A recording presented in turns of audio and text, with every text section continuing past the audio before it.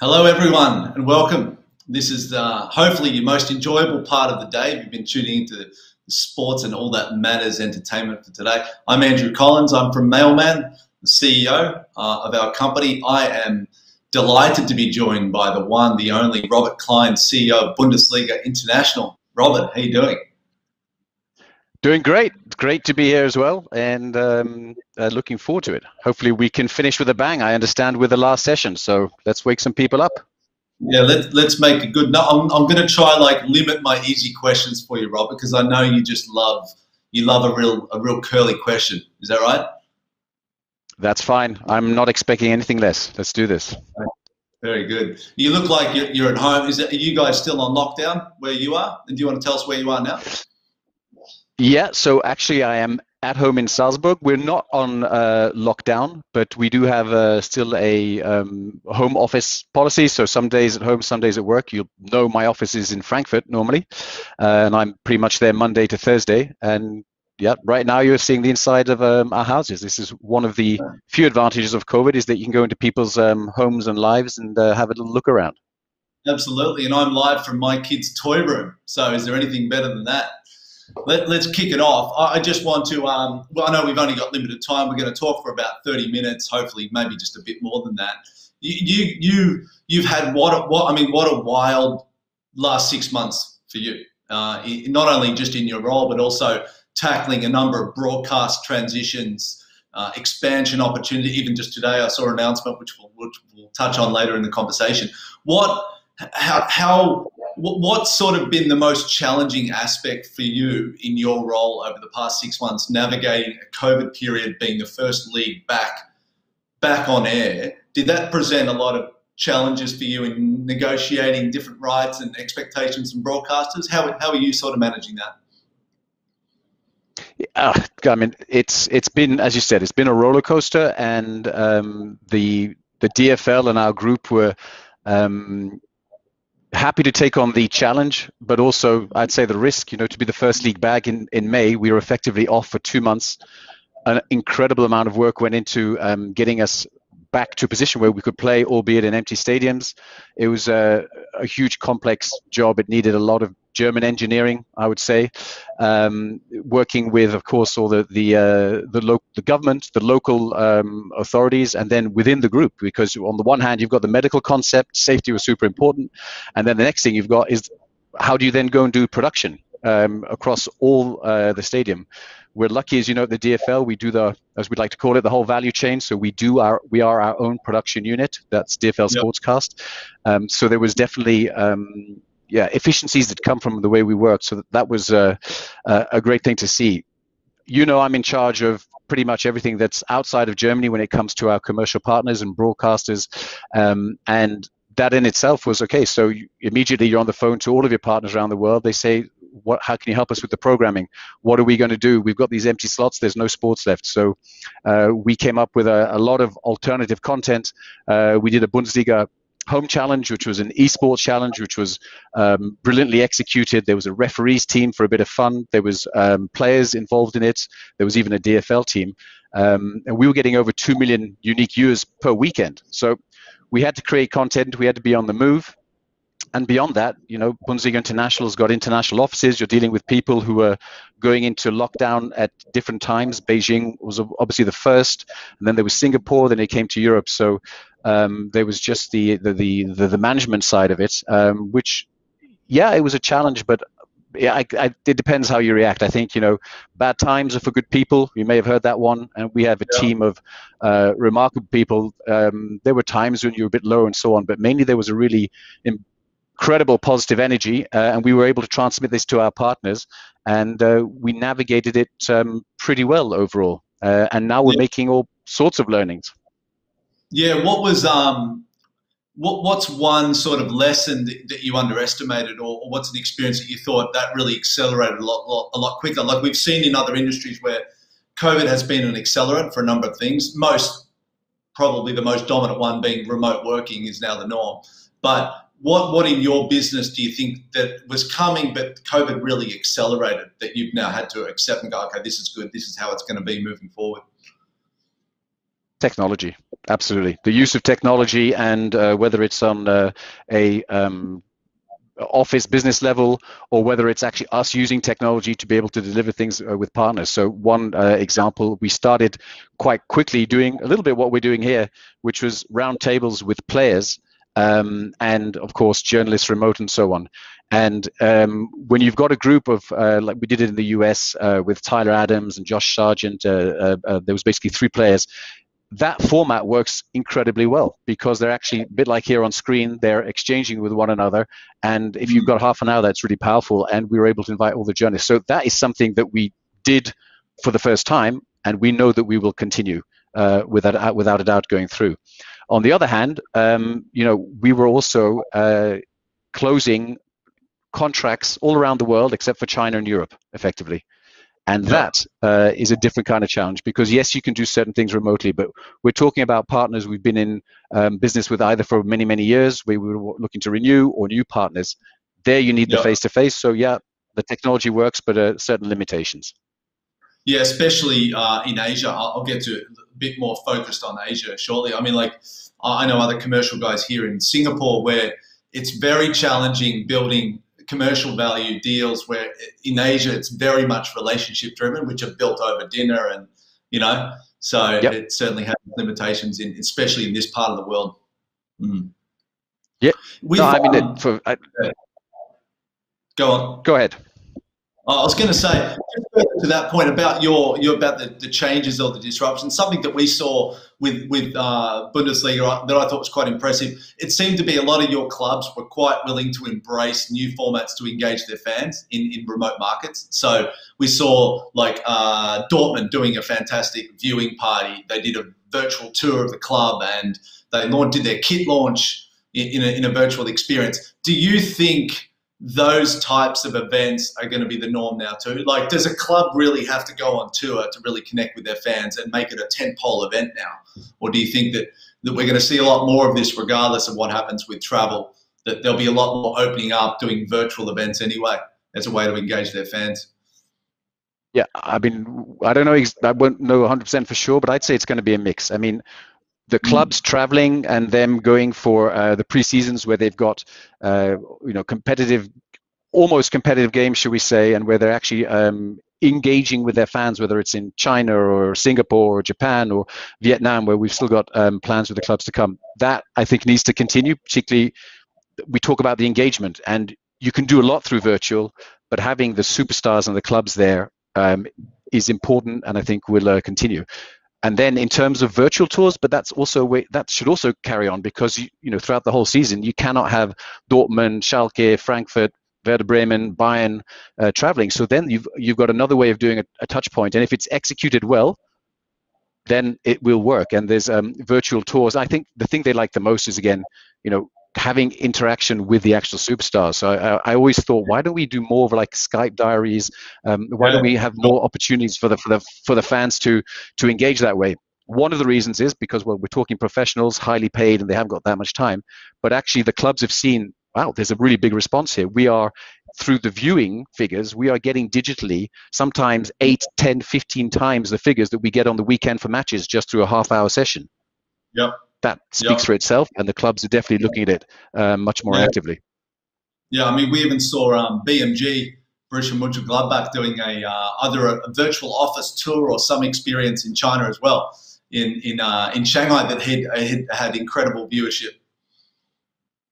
Yeah, we had one from, I think it was, the one I had was from Dortmund. They did a virtual training session, 4 million views. That was in China alone. And they've, eight online meets and greets with Mats and Hummels. Every single one goes above 1 million. And these figures, because they're digital, and we're talking about viewing users, unique users, and I don't know whether it is for 5 minutes or for 10, but the point is that the reach is there. And I think we are going to see more of it. Yeah. Don't forget, anyone watching, if you've got any questions you'd like to ask Robert, just send over the questions and I'll be sure to ask. I'll particularly pick out the challenging ones. So we've just seen Bayern win the UCL. What a fantastic win. Great win for the club. Great win for the Bundesliga. What impact do you see off the back of that with your, what impact will you see over the next 12 months off the back of that win, specifically in Asia, either driving better broadcast opportunities or what specifically will you see? Well, the first thing is it's always nice to sit down in a meeting or be able to give the opportunity to our broadcasters to say, guys, welcome to the Bundesliga, home of the current Champions League winners, right? Which is big. Bayern, everyone knows, is a big driver of our international business, and they had an unbelievable season. So for the football fans out there, they may recall that last October they were 8th in the Bundesliga. They changed their the coach to Hansi Flick. And they turned their whole season around. They came back up in the they came back to win the treble, but beyond that, they did what we like. They played amazing football. So it's the high intensity, high pressing. So all of that was a positive for the Bundesliga.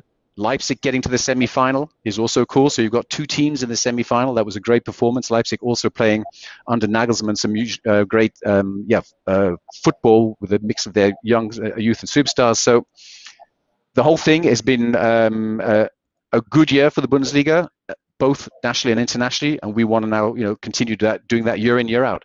International success for teams is important for a domestic league, without a doubt, and therefore last year was really good for us. Yeah. So just switching the conversation to your broader broadcast strategy in Southeast Asia. Historically, you've had a pretty lock and stock deal with Fox, right, throughout the region. Roughly 80 territories, maybe that's a global deal. Now that that's expired and changed, you're changing your direction in terms of how you engage broadcast partners in the region. What's your sort of halo strategy to doing that now? And what did you learn through that Fox partnership, locking it all up like that? Look, we had a good time with Fox, and it was exactly the right partnership for the last 5 years. But as you rightly point out, it was basically one key contract for the regional contract for the region and a few sub-licensees. And when we really set out on the Bundesliga international strategy, as we would like to call it, we realized if you're going to build your brand successfully, if you're going to come back into the market a few years down the line and ask for more revenues, you're going to have a much more direct relationship. So if you look at, I did an interesting presentation for my board just 4 days ago. If you look at it, we used to have Fox and a few sub-licensees. We've now got 18 direct contracts in Asia.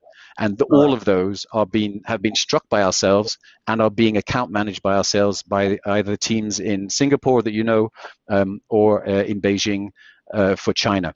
And all of those contracts deliver, of course, all of the live matches, but we do a lot of work around marketing, digital, and working market by market so that we're actually going to be catering to the fans that are there and what they actually need. Let's take the example of the Next Media contract that we've got in Vietnam. Pretty unusual. Next Media is an agency, but they are the agency for football in Vietnam for the next foreseeable future, long-term contract with the national team as well.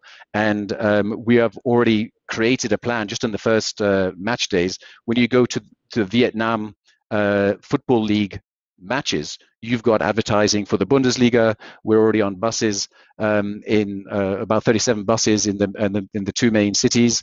And what I'm trying to illustrate here, whether it's exactly the right strategy, we don't know right now, but we are going to be trying things to engage week in, week out, not just come back in 3 years or 5 years. This is a 5-year deal. We're going to work long term. And we couldn't be more excited. We think Vietnam is an unbelievable football market. Over 100 million people. They are football crazy. I mean, I actually visited there, and I've played and been embarrassed by their level of skill. And there is a great opportunity to do much more. And we're really just starting the journey now. We've got the contracts. We have business plans that we want to implement with our partners. And let's see in 5 years' time when we come back around if it's worked. But we feel good about it. Great. No, that's a great partnership. I'm aware of that company. And you're right, though, the football audience in Vietnam a hotbed for football for the next decade. And having a direct relationship will no doubt allow you to do other things as the partnership evolves, unlike perhaps a Fox partnership. With we just read today the news of your agreement with Fanco in India. I mean, it looks exciting. It's a big audience that they're connected with. Also over 100 million people through the ecosystem of what's important about this partnership, or what is unique to it that you are excited about? Well, India is a big and challenging market, and we definitely wanted to do something a little bit different. So we had many conversations. What we're going to hopefully achieve with Fanco is we're tapping in immediately into a sports market, and sports fans market. They have obviously a big gaming environment where there's across sports, and they also have access to NBA rights.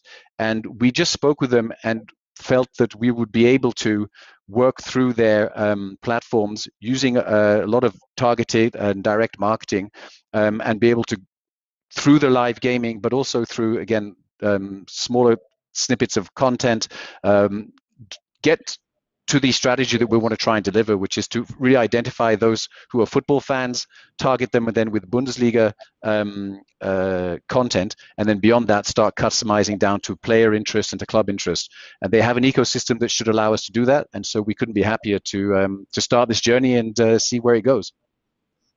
When you're looking at these broadcast partnerships, are you taking an approach where you would prefer to all the rights be under one group if they're willing to pay something, or is it we'd rather some rights there being maybe perhaps the live matches, but then some short form highlight rights going to broader distribution perhaps as a feeder or grow the awareness of Bundesliga?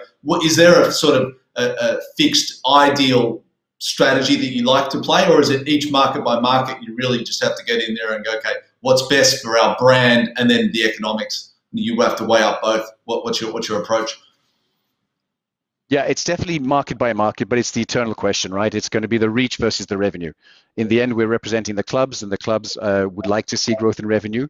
But we also have the luck that from the board and from the clubs down, they understand the importance of long term, and therefore I would say there's the discussion internally, if the money is not amazing, but we've got a partner who's going to give us some real marketing and give us a chance to build the brand and the superstars and the clubs, is one that you can have. So we'll see a mix of them, but there's no overall direct, I would say, decision strategy per market. We definitely want to try and find the partner who understands how we work, and that is going to do a story across the live for sure. But we know in this day and age, the clips, the next generation, their attention span not being extraordinarily long, that you're going to have to cater for a different kind of product, and you're going to have to be able to find where they're watching. So we think about that. We also, when we went to market, we worked very hard on what is in the package, which is the live main broadcast ones, and what rights are we going to retain for the Bundesliga, so we can effectively continue to promote on digital channels. And we have that conversations with the broadcast all the time, because they say, we're going to pay you the big bucks for sure. This is what you've got. But bear in mind, if we can do promotion around the game, ultimately, if someone gets hooked on and they want to watch a superstar or they want to watch one of the clubs, they're going to come to your platform. So we believe that we're supporting you, and those who get it will benefit. Are you building your own OTT platform? Is that on the cards? Is that something that we'll see here in Asia? So we, like I think any company that says that they are at the edge of innovation has to be able to do that. So we have one ready and available at the moment. It's not, at least for this season, not planned for rollout in Asia. Right. And as we look at the players today, in terms of Asia players, it seems you've got players from Korea, is it Japan as well? Obviously those players will be a great anchor for storytelling in those markets. What is generally the hook and the sort of main drivers for interest in the Southeast Asian markets for you? Well, we've seen from the research that we are in 8 of the, because I knew this might come up and I had to get the stats right, in 8 of the Asian markets, which will include China and India, so the big ones as well, but Southeast Asia, which are the areas that we're talking about here as well, in Japan, there are over 1 billion football fans, of which half, 500 million, show interest in the Bundesliga. So that's kind of the umbrella number. And then within a certain number of markets, we are already within the European leagues. We're not counting the domestic leagues here. The number 2, and there are a number of other ones where we're close. And this is what we want to do. We want to become the favorite or the number 2 league for our fans in Asia. They often do follow, in fact, 2 European leagues. And the best way to do that is to engage with them at a level so you're like, I want to come back. Japan, if you take that as an example, they really follow the leagues because of their local players. And we're lucky in Japan to have currently in the Bundesliga 1, 6 Japanese players. We've also just signed a young guy called Kaito Endo to Union Berlin. And we had another one of these virtual roundtables with 3 Japanese players the day before yesterday in association with Sky Perfect TV. 500 journalists wanted to take part. In the end, 150 could only make it. And we're now just gathering, but it was a great success. It was half an hour. There was Endo from Stuttgart, there was Rohan from Arminia Bielefeld, and the guy who's re-signed at Frankfurt, Kamada. The Twitter numbers during and post were just going off the roof. All of that to say, their interest is really about the Japanese players that are performing there. In other countries, if you take China, for example, also in Thailand, they like the superstars, they like the big name clubs. So that's what we try and cater for there. We've just signed with PPTV, which is exactly the right channel to be on for free-to-air in Thailand. We're very pleased to continue. There in Thailand, for example, it's a clear number 2 for the Bundesliga, so we need to cement that and go after the Premier League. We know the Premier League power in Asia. We're not under any illusions, but if we do things right, we can build at the right time. So per territory, very individual, customized approach. Indonesia with Mola TV, they've also got some really cool programs that they're doing around young Indonesian players that we want to come in and support and actually get them to come in the summer and play as a team with German teams, create content around that. Really, as I said, lots of customized individual strategies for the markets, but Southeast Asia and Asia in general as a football market is going to remain there, and we've got to be present. Even Myanmar is showing some incredible numbers of interest in football. What's the state of the Bundesliga in Myanmar? Yeah, well, so we've had many conversations. I do believe that we will be live tonight. I'm actually going to have to call Kevin after this in Singapore. But there's, I believe, it's a big market. We've seen it. I think is it 55 million people for Myanmar, but also football crazy. And I do believe we have something that will be just in time for the beginning of the season, and if not, shortly afterwards. Yeah. Do you find? Is it a hindrance at all with the dominance of just maybe 1 to 3 teams within the domestic league in your ability to sell, or does it not have any impact on that? Like with Bayern always I mean, I can winning. only Yeah, go Yeah, on. I mean, it's fair comment because in the last 8 years they have been always winning, but they've also been winning in the Champions League, and therefore they do a great job for us. The last 2 seasons have been much closer. So before the actual lockdown, there was 4 points Yep. between the three teams. Okay, when they came back, Bayern ran away with it, but they also ran away with the Champions League and the Cup. They played unbelievably good football.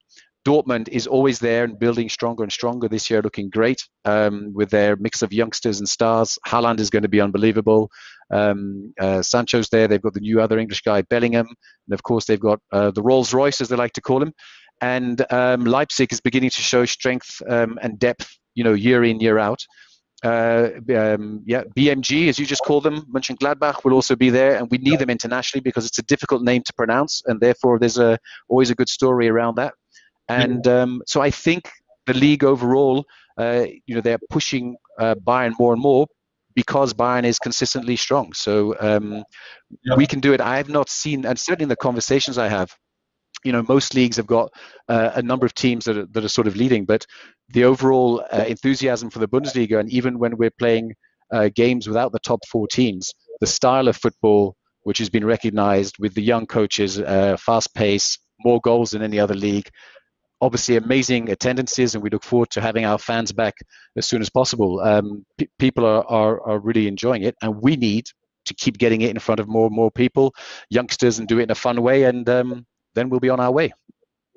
Yeah, and you're not the only one in Europe that has, a dominant team or two in their league, which is sort of, monopolising the trophy cabinet. But yeah, I would also attest to a lot of what you've said. When I've been in Asia for nearly 15 years, and when people think of the Bundesliga, they think of youth. Really, they think of youth, speed, fun. Like the brand is quite a likable brand. It's not as it's much more approachable as a property.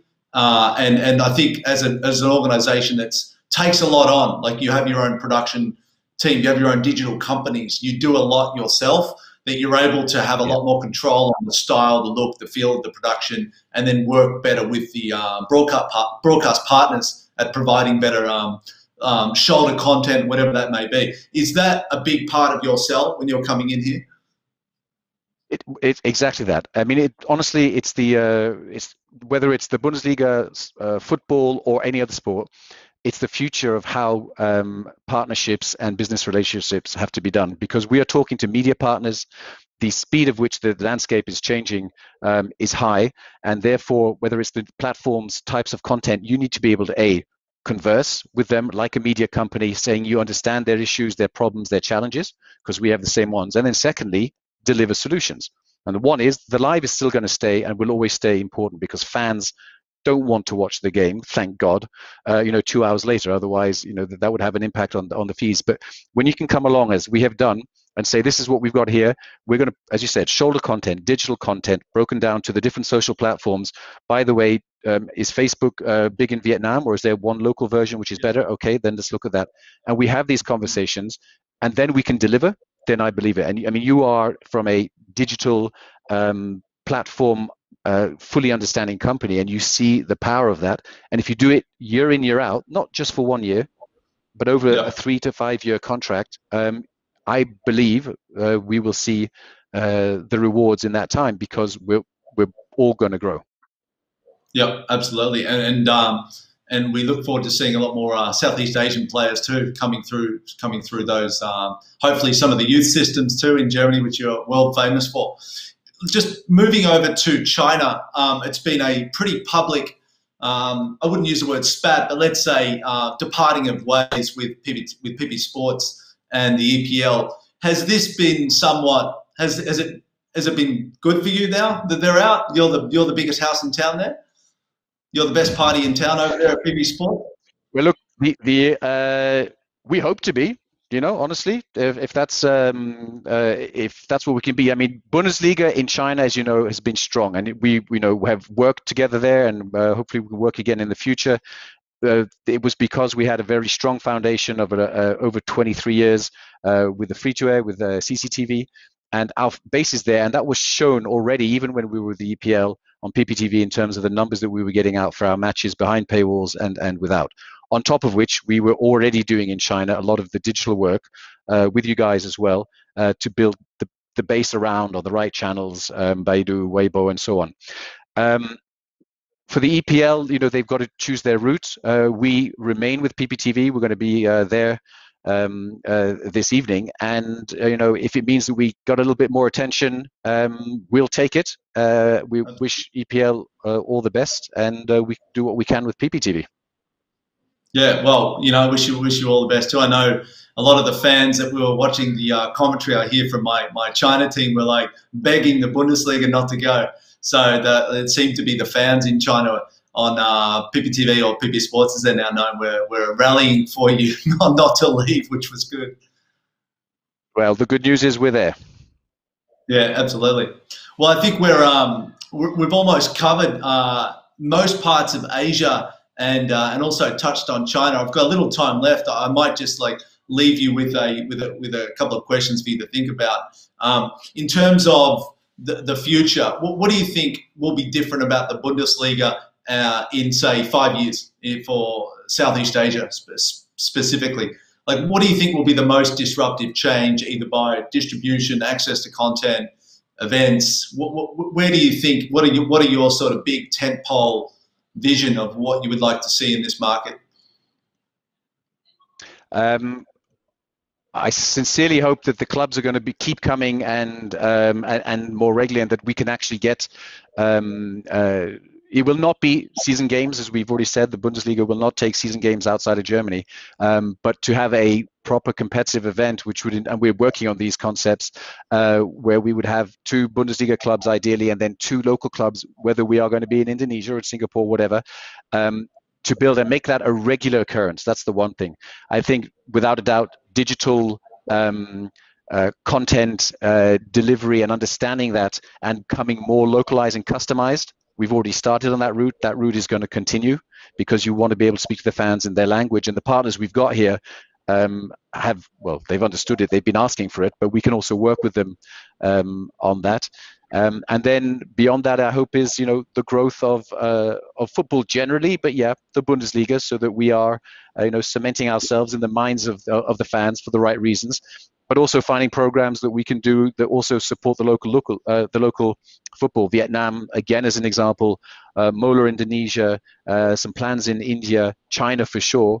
The local offices are working beyond that, and in the end, the idea is then, on top of the already 50+ Asia players that we've had in the league, we will actually have more coming into Bundesliga 1, Bundesliga 2 over a period of 5-10 years. And then you've got the local emotional connection, and hopefully everyone is happy. Yeah, all ships rise with the tide. I think football stands to be the winner in Southeast Asia as you continue your job, Robert, in this region.